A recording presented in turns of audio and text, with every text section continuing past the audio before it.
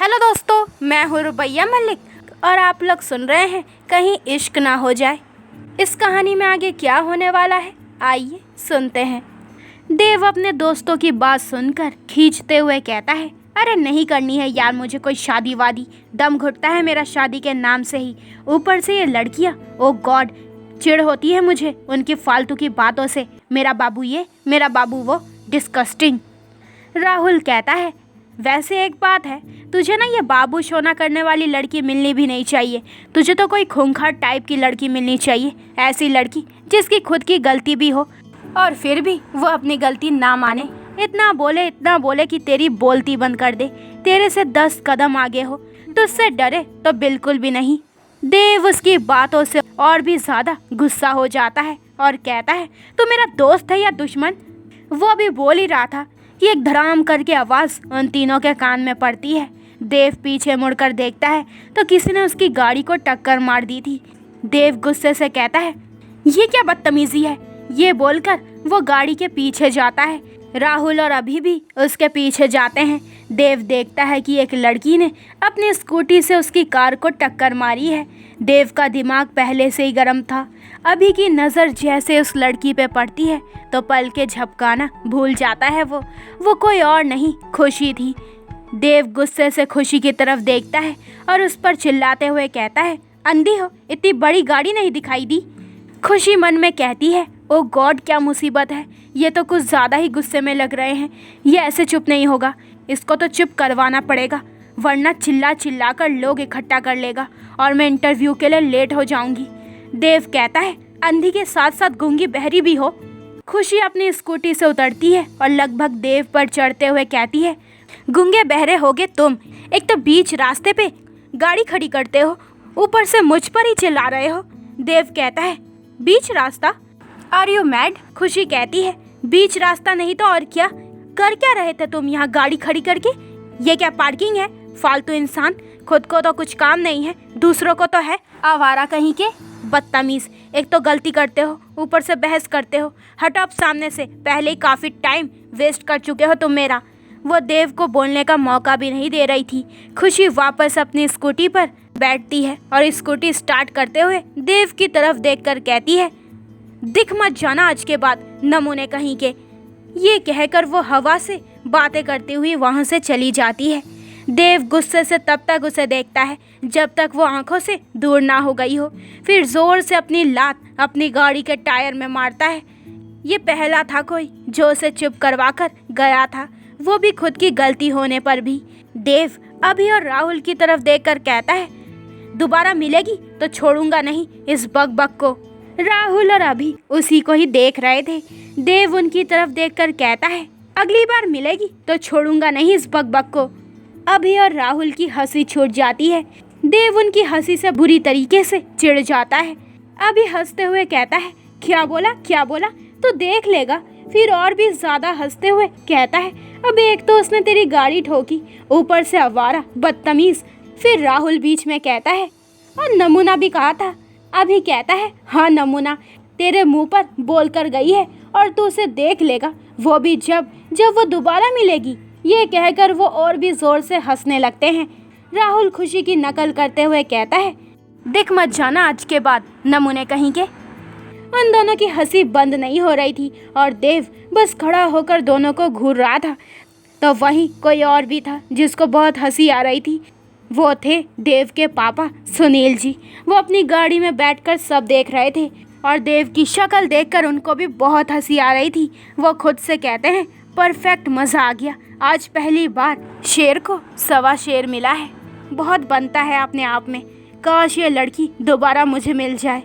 देव अपना सारा गुस्सा उन दोनों पर उतारते हुए कहता है, चुप हो जाओ दोनों, बहुत हंसी आ रही है तुम दोनों को।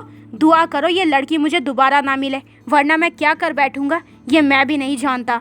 उसका गुस्सा देखकर वो दोनों बड़ी मुश्किल से अपनी हंसी कंट्रोल करते हैं और फिर गाड़ी में बैठकर सबसे पहले मैकेनिक के पास जाते हैं। उधर खुशी भी एक जगह इंटरव्यू देने पहुंच गई थी, पर वहाँ उसका सिलेक्शन नहीं हुआ।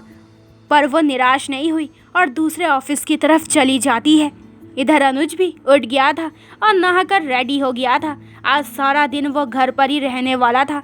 उसने अपना ब्रेकफास्ट भी कमरे में ही मंगवा लिया था। तभी उसके दोस्तों का फ़ोन आता है जो उसे बाहर मिलने के लिए बुलाते हैं। अनुज कहता है नहीं यार, मैं नहीं आ रहा आज। उसके दोस्त बीच में ही कहते हैं आ जाना, ये लड़कियों की तरह भाव क्यों खा रहा है। अनुज हंसते हुए कहता है चल आता हूँ थोड़ी देर में, पर आना कहाँ है। उसका एक दोस्त कहता है अरे वहीं अपने पुराने अड्डे पर। अनुज कहता है ओके ओके आता हूँ थोड़ी देर में। दूसरी तरफ खुशी एक और ऑफिस में अपना इंटरव्यू देने गई थी। वो कोई और नहीं बल्कि देव का ऑफिस था। बहुत से लड़के लड़कियाँ आए थे, देव अभी तक आया नहीं था। खुशी भी बाहर बेंच पर बैठकर वेट कर रही थी कि कब इंटरव्यू स्टार्ट होगा। ठीक उसी वक्त सुनील जी ऑफिस आते हैं। वो अपनी ही धुन में चले आ रहे थे। अचानक से उसकी नज़र सामने बैठी खुशी पे पड़ती है।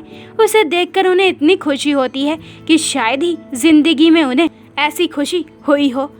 खुशी को देखते हुए मन में कहते हैं आज तो मैं भगवान से कुछ और भी मांग लेता तो शायद वो भी मिल जाता। उनके होठों पर मुस्कान आ जाती है और वो सीधे अपने कैबिन में चले जाते हैं और प्यून को बुलाकर कहते हैं जल्दी से इंटरव्यू शुरू करो। प्यून कहता है बट सर अभी देव सर और अभी सर तो आए ही नहीं, इंटरव्यू तो वो लेंगे है ना। सुनील उनकी तरफ घूर कर देखते हुए कहता है क्यों, मैं नहीं ले सकता इंटरव्यू, मैं उनसे बड़ा हूँ या वो दोनों मुझसे बड़े हैं। प्यून गर्दन झुकाते हुए कहता है सॉरी सर, मैं फटाफट से इंटरव्यू शुरू करवाता हूँ। कुछ ही देर में इंटरव्यू शुरू होता है। एक के बाद एक सब जाते हैं और फिर हमारी खुशी का नंबर भी आता है। खुशी कहती है मैं आई कम इन सर।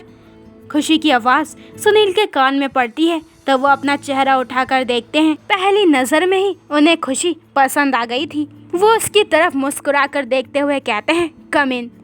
खुशी अंदर आते हुए कहती है गुड मॉर्निंग सर। सुनील उसको बैठने का इशारा करते हुए कहता है गुड मॉर्निंग। खुशी अपनी फाइल उनके सामने रखती है और फिर कुर्सी पर बैठ जाती है।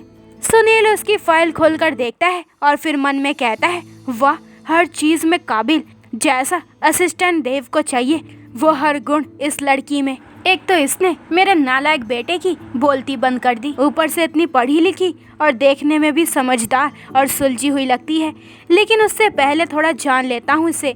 सुनील कहता है हाँ तो मिस खुशी, आपकी फ़ाइल मैंने अच्छे से रीड कर ली है, सब ओके है। इवन मैं चाहकर भी कोई गलती नहीं निकाल पा रहा हूँ। खुशी हल्का सा मुस्कुरा देती है। सुनील आगे बोलते हुए कहता है बट जैसे कि ये आपकी पहली जॉब है तो इसका मतलब आपके पास एक्सपीरियंस बिल्कुल नहीं है। खुशी कहती है सॉरी टू से सर, बट अगर हर कोई यही सोचेगा तो हम जैसे न्यू कमर्स को जॉब कौन देगा।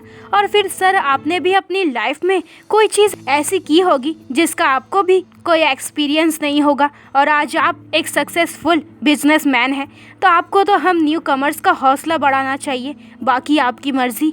अनिल मुस्कुराकर कहता है बहुत ही बढ़िया, चलो मान लो मैं तुम्हें ये जॉब देता हूँ, लेकिन फिर भी कुछ ऐसा जो तुमने सोच रखा हो। क्या करना चाहती हो तुम लाइफ में?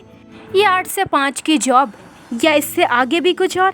खुशी कहती है सोच तो ये रखा है कि सर इतनी कामयाबी हासिल करनी है कि एक दिन आपके सामने खड़ी होकर आपको टक्कर दूं, आपको मिलने वाले सारे प्रोजेक्ट छीन लूं, बिजनेस की दुनिया में मेरा नाम सबसे ऊपर हो और दूसरे नंबर पर आपको देखूं।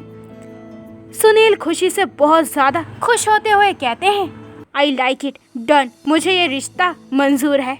खुशी हैरानी से कहती है जी? सुनील अपनी बात संभालते हुए कहता है मेरा मतलब है कि ये जॉब तुम्हारी। खुशी को तो अपने कानों पर यकीन ही नहीं हो रहा था।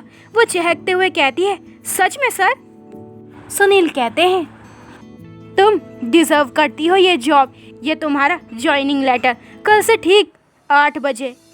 खुशी जल्दी से वो लेटर खोलकर देखती है तो उसकी आंखों में खुशी के आंसू आ जाते हैं। सुनील उसको देखकर कहता है और एक बात, मैं सच में चाहता हूँ कि एक दिन तुम मुझे बीट करो, बिजनेस की दुनिया में पहला नंबर तुम्हारा हो, और मुझे यकीन है कि एक दिन ज़रूर होगा।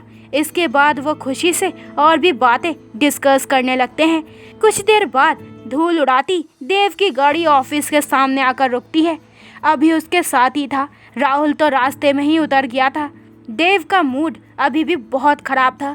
खुशी की बातें उसके कानों में घूम रही थी और वो मन में सोच रहा था मिल जाए एक बार, छोड़ूंगा नहीं उसे मैं। अभी बैठा ज़रूर देव के साथ था, पर उसके दिमाग में भी खुशी ही घूम रही थी। खुशी का वो बोलने का अंदाज, वो बिंदास तरीके से अपनी बात कहना और अपना वो एटीट्यूड, क्या पता अभी की तलाश खुशी पर आकर ख़त्म हुई हो। खैर, वो दोनों अपने विचारों से बाहर आते हैं और गाड़ी से उतरते हैं और अंदर जाते हैं। अंदर जाकर वो देखते हैं कि जो लोग इंटरव्यू देने आए थे वो सब वापस जा रहे हैं। अभी उनमें से एक को रोककर कहता है, क्या हुआ, वापस क्यों जा रहे हो? वो लड़का कहता है वो जॉब के लिए किसी और को सेलेक्ट कर लिया है। ये सुनते ही देव कहता है, क्या? वो अपने कैबिन में जाता है, अभी भी उसके पीछे जाता है। सुनील जी पहले ही वहाँ पर उसका वेट कर रहे थे। देव एकदम से कहता है, पापा आपने ऐसे कैसे किसी को भी जॉब पर रख लिया? सुनील कहता है, बाप हूँ तुम्हारा, और ये मत भूलो कि यहाँ का बॉस अभी भी मैं ही हूँ और तुमसे ज़्यादा एक्सपीरियंस है मुझे। देव अपनी गर्दन झुकाते हुए कहता है, सॉरी पापा। सुनील कहते हैं, भरोसा रखो, तुम्हें उसका काम ज़रूर पसंद आएगा। देव कहता है, हाँ बट वो है कहाँ? सुनील कहते हैं, मैं चाहता हूँ उससे मिलने से पहले तुम एक बार उसकी फाइल रीड कर लो ताकि तुम्हारी तसल्ली हो जाए। देव उनके हाथ से फाइल लेता है और फाइल पर नाम देखते हुए कहता है, खुशी। लड़की? वो अपने पापा की तरफ देखता है, पापा लड़की? सुनील कहता है, फाइल देखो उसकी पहले। देव का मन नहीं था एक लड़की को अपना असिस्टेंट रखने का, पर वो अपने पापा को कुछ बोल नहीं पाता। मन मारकर वो फाइल खोलता है और जैसे जैसे वो फाइल रीड कर रहा था वैसे वैसे वो खुशी से इम्प्रेस हो रहा था और अंत में वो फाइल बंद करते हुए कहता है, परफेक्ट, यही बनेगी मेरी असिस्टेंट। क्या नाम है इसका? व्हाटएवर, जो भी नाम है बुलाइए उसे। सुनील जी खुशी को आवाज़ लगाते हैं। देव की पीठ थी उसकी तरफ। खुशी धीरे से दरवाज़ा खोलकर कहती है, मैं आई कम इन सर? सुनील कहते हैं, यस। अभी की नज़र जब उस पर पड़ती है तो हैरानी से आंखें बड़ी हो जाती है उसकी। सुनील कहता है, तो खुशी ये है तुम्हारे बॉस देव, तुम्हें इन्हीं के अंडर काम करना है। खुशी कहती है, हेलो सर। देव पीछे पलटते हुए कहता है, हेलो मिस। पर जैसे उसकी नज़र खुशी पे पड़ती है तो उसके मुंह से निकलता है, बक बक। अब पूरा देखे तो सबको ऐसा लगता है, हेलो मिस बक बक। खुशी उसे देखकर एकदम से कहती है, यू मिस्टर नमूने।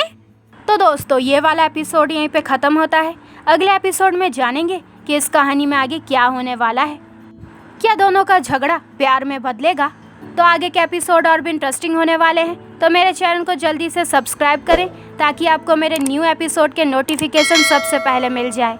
लाइक शेयर करें और कमेंट करके मुझे ज़रूर बताएं कि आप लोगों को ये स्टोरी कैसी लग रही है। अपना ख्याल रखें। बाय दोस्तों।